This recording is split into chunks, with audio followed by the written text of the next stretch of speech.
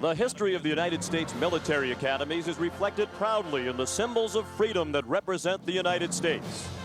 And this morning, the March of the Ages, the March of Time, renewed its proud tradition to kick off the festivities for the annual gridiron battle between Army and Navy.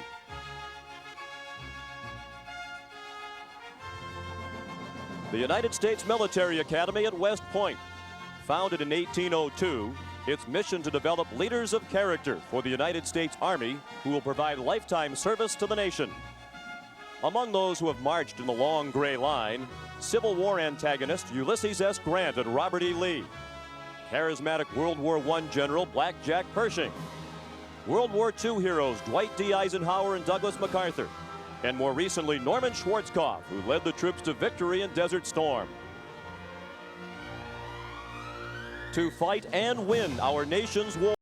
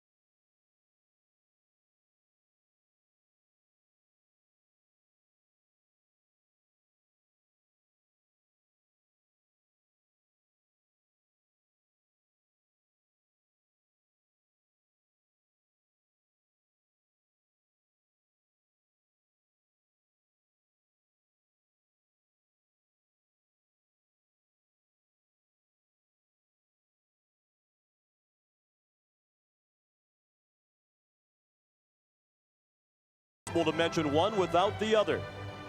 Rivals on the field of play, comrades in arms on the field of battle.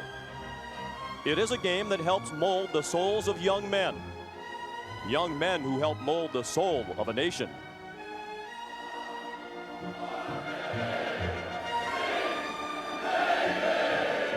It's the 99th renewal of the greatest rivalry in all of sports. It's Army and Navy.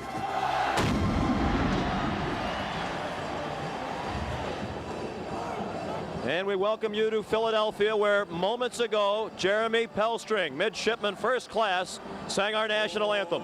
Say, can you see by the dawn's early light what so proudly we hailed at the twilight's last gleaming, whose broad stripes and bright stars through the perilous fight o'er the ramparts we watched were so gallantly streaming, and the rocket's red glare, the bombs bursting in air, gave proof through the night that our flag was still there. Oh, say does that star-spangled banner yet wave o'er the land of the free and the home of the brave?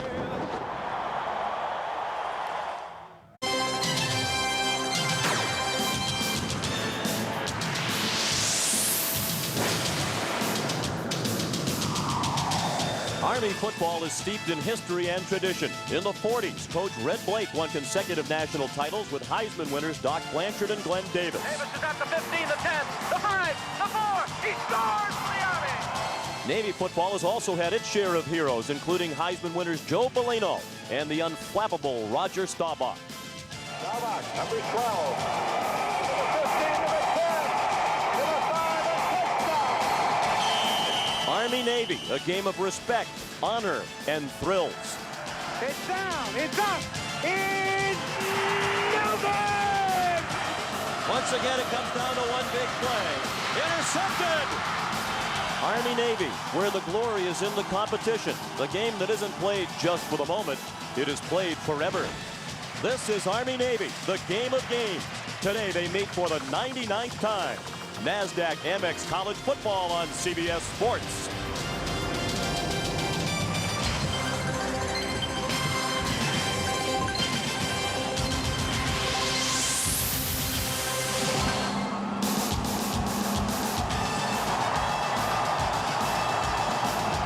It is a scene unlike any other in American sports, the Army-Navy game, and taking their place on the field, the Midshipmen of Navy, with a record of 3-7.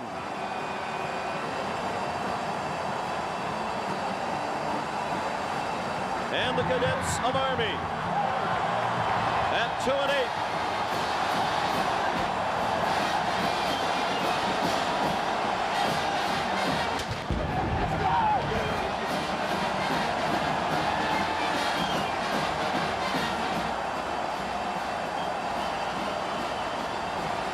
Good afternoon, everyone, and welcome to Veterans Stadium in Philadelphia. I'm Sean McDonough, along with Terry Donahue, and it's great to have you with us for this truly unique American social and sporting event, Army versus Navy. We mentioned the records a moment ago. It has not been a great year for Academy football for these two academies at 5-15 combined. But once again this year, Terry, they have excelled at the running game, both Army and Navy, in the top 4 in the nation in that category. Well, both of these teams like to run the wishbone offense, and as we look at the Sun America virtual playbook, we'll see how the wishbone option offense works.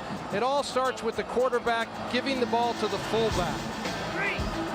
If the fullback is clear to run the ball, the quarterback will slip the ball to him. But if the defensive lineman takes the fullback, the quarterback will pull the ball outside and option the defensive end. If the defensive end takes the quarterback, he'll pitch the ball. If he doesn't, he'll keep it up inside. The offense causes the defense a lot of problems because you have to play very disciplined defense in order to try and stop this kind of an offense. Both teams play option football. The quarterback's a key. More as runners than passers in this offense. The quarterbacks today are Johnny Goff of Army and Brian Broadwater for the Naval Academy. Well, there's no question, Sean. The quarterbacks must execute in this offense. Johnny Goff has rushed for over 500 yards this season, thrown for over 400. He's an experienced player in this offense. He knows how to do it. Brian Broadwater is younger. He hasn't had quite the experience that Johnny Goff has. But if both of these guys can perform today, they will cause the defenses a lot of problems. Down on the field, here's Mike Mayock. Thanks, Sean. Part of the fun and tradition of the Army-Navy game actually starts the week preceding the game. Both academies have bonfires and pep rallies on Thursday, and the Navy pep rally went as planned, but at Army, well, there was a slight twist.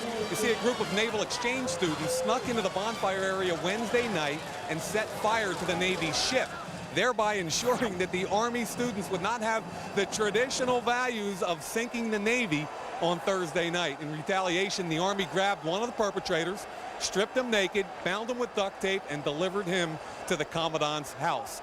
Sean, probably not a good week to be an exchange student. I would think not. The exchange program, a part of this annual event, part of it that helps make Army-Navy unique. Army leads the all-time series. This is the 99th meeting. Army had a 5-game winning streak in this series until last year's Navy victory, 39-7. Now the midshipmen trying to make it 2 straight since 1982 and 83.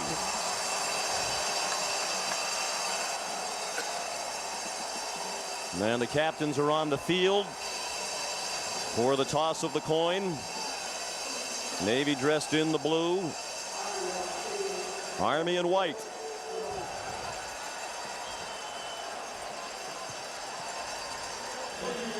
Navy won the toss and elected to defer its decision to the second half. And Army will receive the opening kickoff before the usual sellout crowd here at the Vet. Another aspect of this game that makes it unique, every student from each academy at the game. The temperature 60 degrees. Bob Sutton, the Army coach who's been involved in 16 of these games, says he cannot recall such warm weather in early December for this matchup, even when they played one year at the Rose Bowl in Southern California. Coach Sutton in his 8th year as head coach of the Cadets of Army, after 8 years as defensive coordinator under Jim Young. And he has an excellent record against Navy, 5-2. Lost his first game as head coach, won 5 straight, then lost last year. And there's been much written and said over the years that a couple of those victories over Navy might have saved Bob Sutton's job. That's how important this game is. Well, there's no question, Sean, when you play against your arch rival, you have to beat them often enough to stay employed. That's part of the coaching industry, and certainly Bob's done that with the game against Navy. And on the other sideline, Charlie Weatherby, in his 4th season at Navy, earned his first victory against Army last year.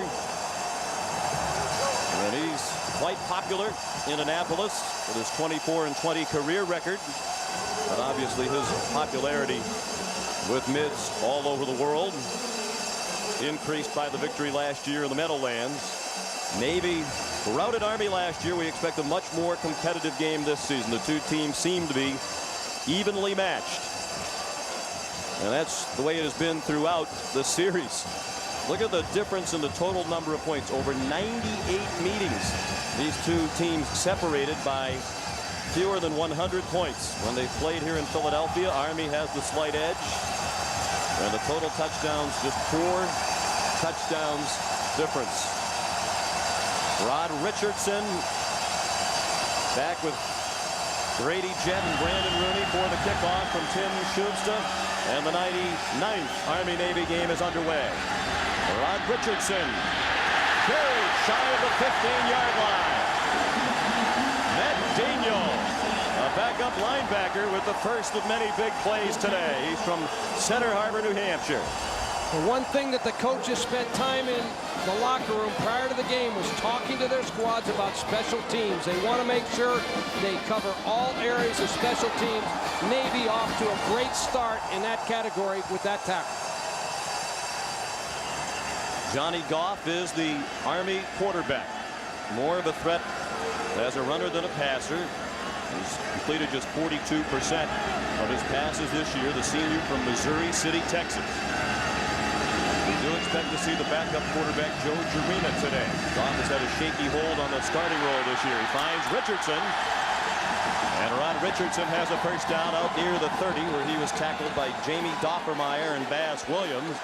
A gain of 13. The rest of the Army starters on offense. Bobby Williams is their leading rusher, joined in the backfield by John Johnson and Craig Stucker. Joe Benson is the tight end. Richardson with speed on the outside. The offensive line, Neil Ravitz, the co-captain, Nate Allard, Michael Guzman, Mark Prehar, and Brian Connolly. They'll be looking to open holes for Bobby Williams, who slides ahead to the 33-yard line. That's a gain of 3. It'll be 2nd and 7 for Army. Now the Navy defense. Up front, Jason Snyder has returned from a bruised spleen to play in his final game. Greg Adams, Gino Marchetti, and Barani Nettles. The rest of the front 4, only 2 linebackers, Ryan Hamilton and Brad Chatlos. They play with 5 defensive backs.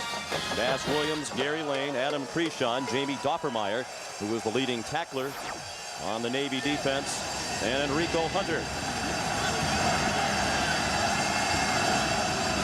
There's the option to the right. Goff decided to keep it, and he got buried at the line of scrimmage. I think one of the interesting things will be to watch today both defensive teams. They've had 2 weeks to prepare for this game. And when defenses have 2 weeks to prepare, they get an awful lot of recognition at plays. So you're going to see both Army and Navy try some unique things. Army did on the first play of the game. They came out through a quick pass, an unusual play for a wishbone team on the opening play of a big game like this.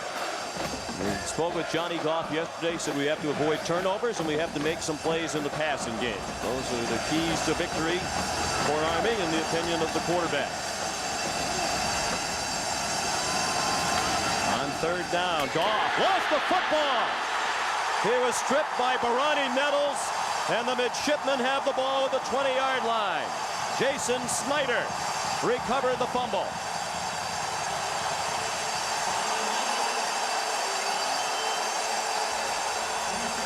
What happens to you when you're optioning the football, any kind of quick pressure is what disrupts you. Barani Nettles, number 95, comes down on the quarterback. That quick pressure is what really hurt Johnny Goff. You can see him right here. He'll jump upfield, up on the pitch arm of the quarterback. That's where the fumble occurred. Well, Goff said they needed to avoid turnovers. He commits the first of the game. These two teams have been turnover-plagued this year. The pitch on the reverse to Ryan Reed. And he's stopped for a loss back at the 23-yard line. Lyle Weaver made the tackle on Reed, a sophomore from Austin, Texas, the speediest player on the Navy offense. The Navy quarterback is Brian Broadwater, a sophomore from Elizabethtown, Pennsylvania. He is their leading rusher. And he's thrown for 650 yards. He was not the starter at the beginning of the year. Steve Holly started the first 6 games, but he suffered a shoulder injury, and Navy was struggling with Holly at the helm. Broadwater took over, won his first 2 games as starter and is remaining the starter. It's Irv Dingle off tackle, taken down by Nate Punterton after a gain to the 18-yard line. It'll be 3rd down and about 6. Jason Wolf, John Vereen, Irv Dingle, the backfield with Travis Williams and Mark Mill, the wide receivers. They play without a tight end.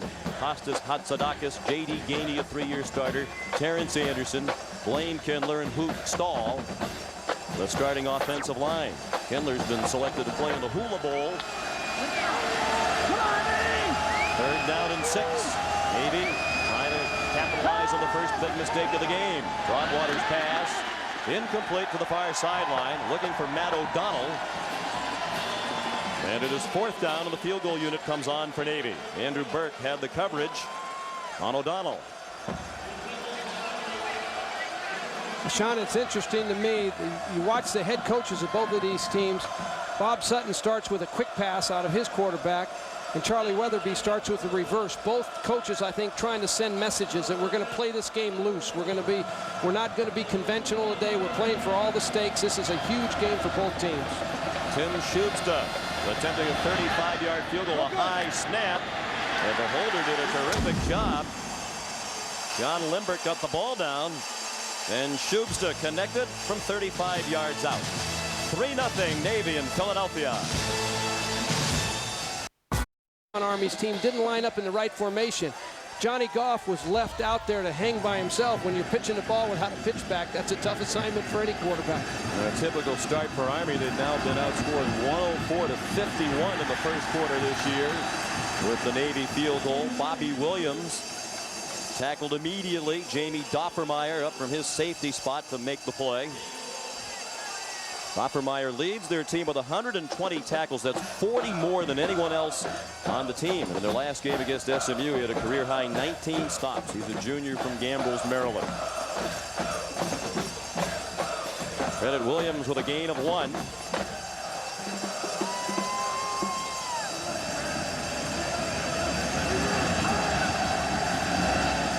Goff swings it out for Grady Jett.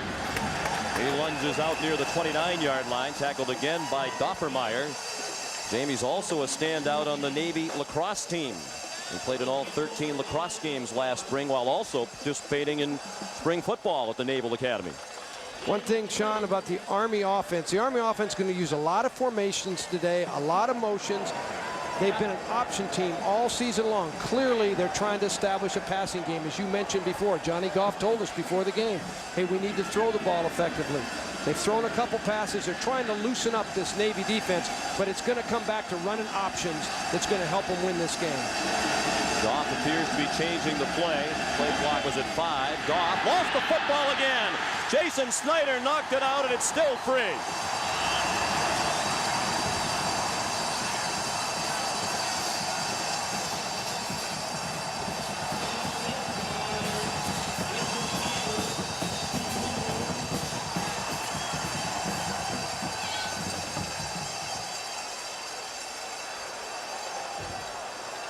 Look at you this. have to admire the work of the officials here, don't you? Look at this pileup. Navy players are celebrating, still waiting for official word. There's been no signal from the officials. If they don't pull them off, they'll stay there all day, Sean. They're not giving up the ball, either one of them. It is Navy's football. Referee James Knight wanted to make certain that the call was correct. On the first fumble, that was Nettles causing the fumble and Snyder recovering. This time it's Snyder with the forced fumble and Nettles with the recovery. Well, Jason Snyder just penetrates from his tackle position, and that penetration is what causes Johnny Goff to be disrupted in his option path. When you're playing against, you can't see that ball. You can't really tell quite who recovered it, but it looked like Nettles. When you're playing that option offense, that kind of penetration is what disrupts you all day long. The quarterback, Brian Broadwater, keeps. And Kenny Dale Rowland, the safety for Army, made the tackle.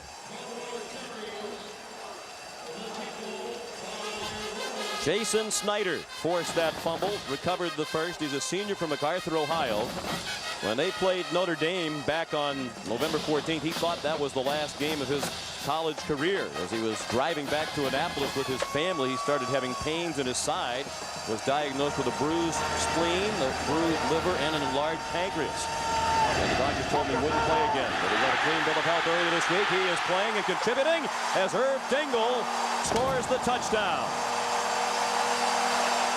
17 yards on the run for Dingle, and it's 9-0 Navy.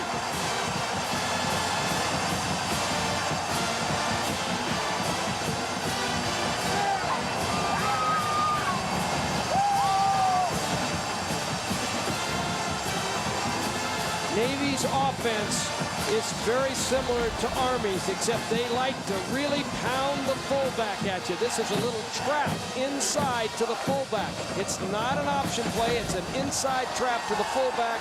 It was good blocking by the front of the Navy offensive line.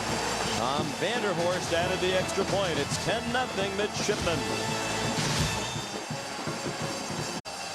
Navy is converted to Johnny Goff, fumbles into 10 points. The Midshipmen lead 10-0 early. Throughout the day, we'll be hearing messages of spirit from members of the armed forces from around the world. Fieldskinner, this is Navy Blue. Request precision strike. And it'll be Tim Schubsta, who booted away to Rod Richardson. Ryan Jacobs also back deep for Army. Army could use a spark from the special teams. Coach Sutton calls them special forces. Says, just like the special forces in the military, you never know when you're on special teams when you'll be called upon, exactly what your mission might be. Well, he uses the term special forces. You can see the precipitation on the helmets there. It has started to rain, and now it has much more of an Army-Navy feel. One of the things, it's going to be important for Army to get a good drive going here. We might see Bob Sutton make a quarterback change with Johnny Goff. You know, both of those fumbles weren't entirely Johnny Goff's fault. There was a lot of penetration on the last one by Jason Snyder. That penetration was supposed to be picked up by the offensive line. On the second one, there was a no pitch back, so those really weren't entirely the quarterback's fault. And the quarterback change has been made. Here's Joe Gerina, the sophomore from Valrico, Florida. Better thrower than Goff, not quite as good a runner. Craig Stucker, the fullback, took Gerina's first handoff. Coaches also say that Gerina is a bit better at making adjustments at the line of scrimmage. And there are his numbers. He has seen playing time this year. Goff missed action earlier this season with an ankle problem. And Gerina made a couple of starts. Now, one thing you do too, Sean, in a real important game like this, you let your starting quarterback sometimes just stand on the sideline and watch and settle down and get the flow of the game. Once he sees that Navy defense moving around there, then you put him back into the game, and oftentimes they perform a lot better. Rain is intensifying rapidly.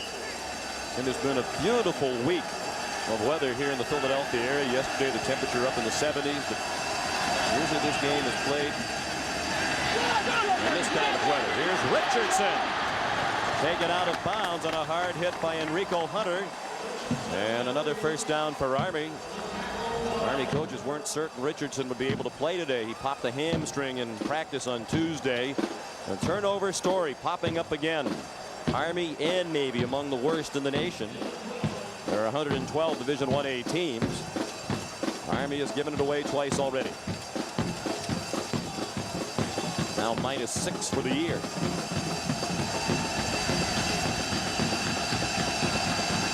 Bobby Williams went in motion. Jarina cuts it back and gets into Navy territory at the 49, where Chris Lepore and Ryan Hamilton made the stop. One of the criticisms of Army's style of offense is people say that once you fall behind when you're an option team, a wishbone-oriented team, it's hard to catch up. But Bob Sutton just believes you play for 60 minutes. He thinks there's going to be lots of momentum swings in the game. He's talked to his team about that.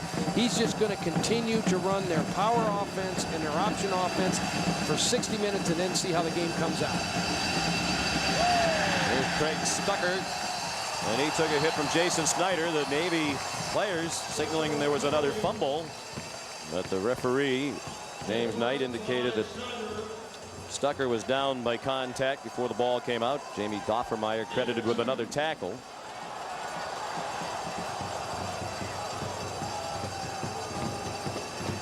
Charlie Weatherby, an Oklahoma State graduate. 43 years old, a native of Kansas. His son Jonas is a quarterback at the University of Kansas. Sat out this year as a redshirt freshman.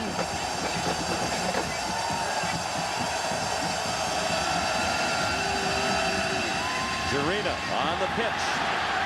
And John Johnson is close to a first down. Appears to have it near the 40-yard line of Navy. Chris Lepore made another stop on Johnson, the junior from Wyoming, Ohio. Now, this is the exact play that we talked about at the beginning of the telecast, the triple option. Joe Jarina does an awfully nice job. He fakes to the fullback, disconnects. Right there, comes down the line of scrimmage and options the next available defender. He pitches the ball nicely so that Johnny Johnson can handle the pitch and fight for the first down. A really well executed option by Army. And Army moving crisply with Jarina at quarterback. Jarina, a late pitch to Bobby Williams. Another first down. Swung down by Lepore, who seems to be in on every stop at the moment. But it's another first down for the Cadets at the 25-yard line. A pickup of 15 for Williams. Well, we talked about the key to the wishbone offense is the execution of the quarterback. When Johnny Goff was in there, there were 2 misfires, 2 fumbles. Now Joe Jarina is executing the offense, getting the ball out on the perimeter where it belongs, and you see some great downfield blocking by Army wide receivers. In this offense, more often than not, they're wide blockers. Here's Williams trying to get outside, and he was stopped by Roger Grant at the 25-yard line. No gain on the play.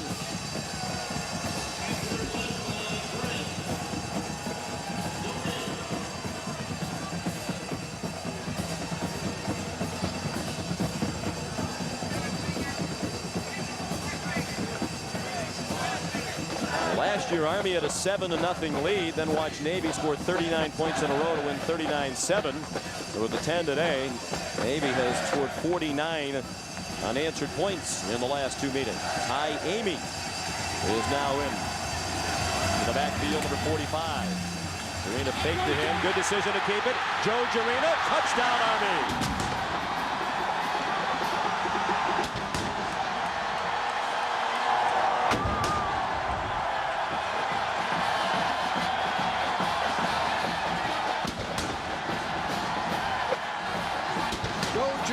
Certainly come in and change the offensive structure at Army, not in terms of its fundamentals, but in terms of its execution. Here, Joe Jarina just finds a little crack. This is the second phase of the option. Fake to the fullback, quarterback keep the ball wherever there's a crack in the defense. He did it to perfection that time. Eric Olson adds the extra point. 25-yard touchdown run by Joe Jarina. And it's 10-7 Navy. Denver, the Broncos continue to drive for an undefeated season. And our coverage begins, as always, with the NFL Today, presented by Southwest Airlines at noon Eastern Time tomorrow, right here on CBS. All of the plays on the scoring drive, rushing plays for Army. No big surprise there. And Eric Olson kicks off. Jason Wolf deep in the end zone. Took a knee. Both coaches, when we talked to them this week, said one of the absolute keys to the game is to keep an even emotional keel. There are a lot of big momentum swings traditionally in this game, and if you get too up or down when good or bad things happen, it can have a debilitating effect. Well, and I also think there's so much external pressure on the players. Being in the military and the military being worldwide, these guys here from the Navy or the Army all over the world, and they not only feel the pressure of a big game, a big college football game, but they have that external pressure, and that's why the coaches work so hard to try and keep them calm down. Broadwater forced to pitch it to Jason Wolf, and he is upended at the 25-yard line by Kenny Dale Rowland. One team co-captain running into the other. The Army defense haven't been on the field very long. They put in a tough spot by the turnovers. Hageman, Kozak, Feely, and Sporer, the front four. The linebacker Suitanu, Hunterton, and Weaver. Weaver is the leading tackler on the Army defense. In the secondary, Burke, McNally, Rowland, and Coxum. Kennydale Rowland, all-conference USA performer this year. Handoff goes to John Limbert, a former quarterback. And he was stopped short of the first down at the 27-yard line. Lyle Weaver in on the stop for Army. I think it's interesting when you set your defense to play a wishbone team, you always build it from the inside out. You tell your defenders, listen, we've got to stop the fullback. One of the things that Navy likes to establish in their offense is that fullback. Army has got to get him stopped and then work on the quarterback and the pitch man in that order. But you've got to stop the inside attack of an option team or they'll run you out of the stadium. Matt Harden, number 38, into the offensive backfield now. The play clock running out. On 3rd down and 2. Broadwater on a rollout with the blitz coming for Army, and Brian Broadwater has the first down. Kennydale Rowland made the stop on Broadwater. Rowland's a senior from Poplar Bluff, Missouri, which he told us yesterday is a town of about 16,000 in the southeast corner of Missouri. He's the youngest of 7 children, many of them outstanding athletes, raised by a single parent. After Kenny was in the 5th grade, when the parents divorced and the dad moved to West Virginia, left Mom Joan to raise the family by herself, and Kenny Dale credits his mom with the wonderful job that she did, started a bakery to support the family, and everything made from scratch. Broadwater going deep, and it is incomplete. Intended for Ryan Reed, and Andrew Burke had the coverage.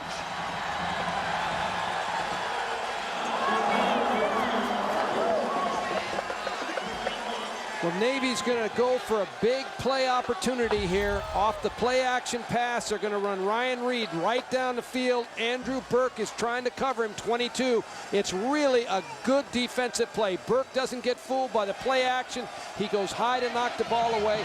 Army has had a tendency on defense to give up some huge plays this year, but that was outstanding defensive back play. They've given up 26 plays of 20 yards or longer. Swing pass to Dre Brittingham, and the freshman is stopped by Lyle Weaver, short of a first down at the 40-yard line. It'll be 3rd down and short once again. One thing that Brian Broadwater, number 14, the quarterback for Navy, gives you, he gives you a chance to loosen up the defense because he's a good thrower.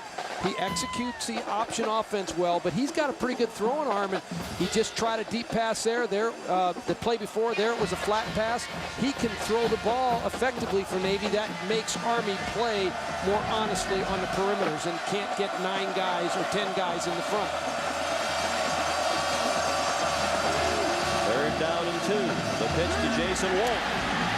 He got a block from Broadwater, but he came up short of the first down. Got back just across the line of scrimmage where Kennydale Rowland made the stop. It was by far the worst field position to start a drive for Navy. Their own 20. The previous 2 possessions started the Army 22 and the Army 23. after the 2 cadet fumbles. That's a good series by the Army defense. Denny Dornbos, the defensive coordinator right there, has got to be pleased with the way the players played the option and played the deep pass. They did a lot of different things to them. They reacted to all of it very well.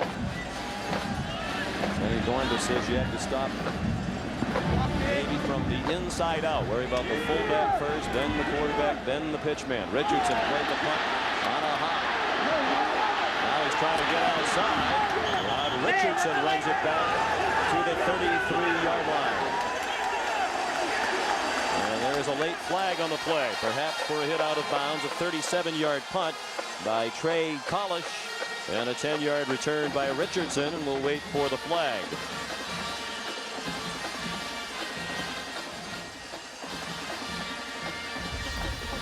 Well, Army's thrilled to have Rod Richardson back returning kickoffs and punts. His absence from the team has really taken away the big play possibilities. Navy called for a late hit there on the sideline. It was hard to tell. Mike Wilkins, number 40, looked like the culprit. He was. Disregard the foul.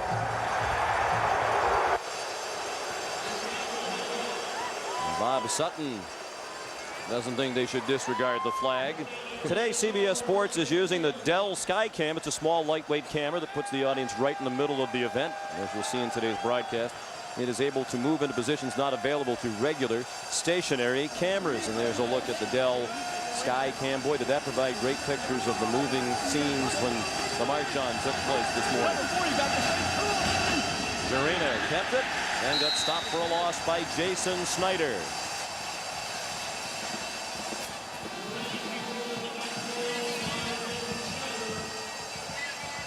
The Navy continues to penetrate with their defense, and that has disrupted Army thus far in the game.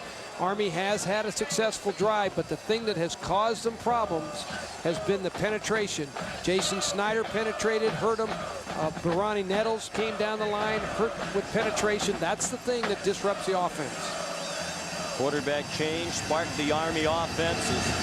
It drove 65 yards for a touchdown. The last time it had the ball with Jarena at the helm. 2nd and 12. Jarena into the secondary again, down the sideline. Touchdown, Joe Jarena, 69 yards.